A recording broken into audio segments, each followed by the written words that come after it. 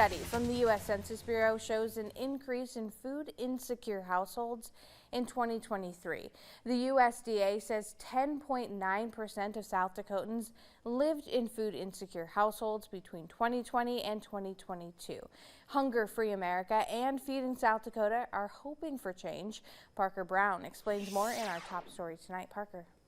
Good evening, Andrea. 10.9% of South Dakota's population amounts to 96,000 residents in food insecure homes. South Dakota is not alone. Every state has seen this increase in food insecure homes. Hunger Free America attributes this surge to the expiration of expanded child tax credit and universal school meals. They call these numbers a wake-up call.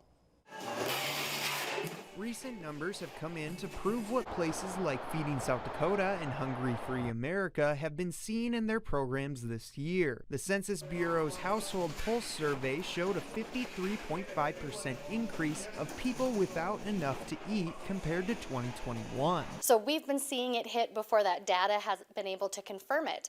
And it just shows that hunger exists everywhere. It exists in every county to some degree in South Dakota. Demand for food services and programs are higher than before. Factors range from inflated costs at the grocery store, less donated food, and federal aid cuts for SNAP and WIC programs. We hope this report is a wake-up call for federal, state, and local officials to, number one, ensure that we have higher wages, number two, have an adequate, sufficient government safety net programs, and three, then make sure charities have enough resources to help fill in the gaps. Another factor is the extension of the Farm Bill. The bill helps fund nutrition programs and nonprofits fighting hunger. And Andernaut says that the one-year extension instead of renewal may not do enough to meet the demand.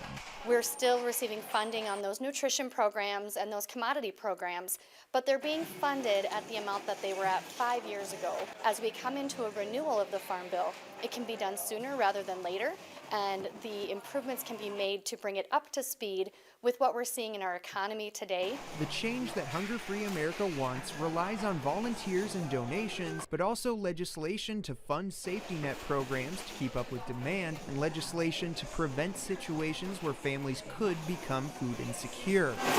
We could fix it just within a few years if we had the political will to do it. If I could get the ghost of George McGovern to come back and haunt everyone in the Dakota saying, why aren't you following the great bipartisan tradition of fighting hunger, I'd do it. Feeding South Dakota and Hunger Free America continue to prepare for future demand. It's difficult to predict food insecurity, but they believe it will continue to increase or stay at the same rate. Andrea? All right, Parker, thank you.